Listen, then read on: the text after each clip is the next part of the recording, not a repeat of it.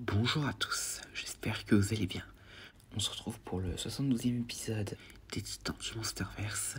Aujourd'hui, je vais vous parler des crabes géants de Skull Island. Donc, l'espèce n'a actuellement aucun nom ni désignation officielle. Cependant, son nom de production est Trapdoor Crab dans les fiches de conception des artistes de la série. Donc en termes d'apparence, on peut voir que ces crabes possèdent une carapace qui présente une teinte bleue claire lorsqu'elle n'est pas entièrement recouverte de sable, des antennes et des yeux de crabe présentant une couleur rouge étonnamment vibrante, tandis que leur bouche se déplie pour révéler de nombreuses mandibules de grande taille armées de crocs menaçants. La principale caractéristique de cette espèce réside dans ses immenses pinces ressemblant à des pelles.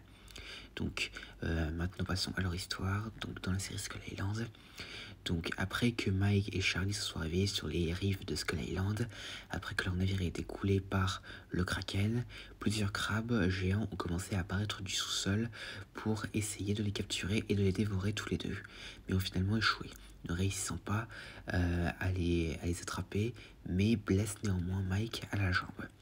Les deux ont rapidement réussi à grimper au sommet d'un rocher, restant à l'abri des crabes, jusqu'à ce que Annie apparaisse de la forêt, les aidant à s'échapper en toute sécurité.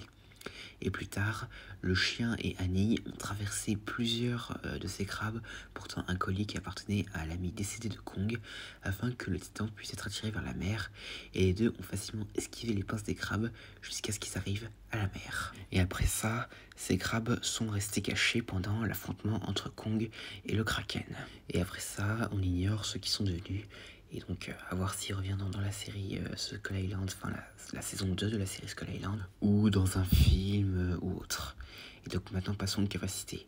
Donc, ces crabes sont capables d'utiliser leurs griffes pour attraper des proies, et une fois capturés, ils les utilisent pour entraîner leurs proies sous le sable, et avant de les dévorer.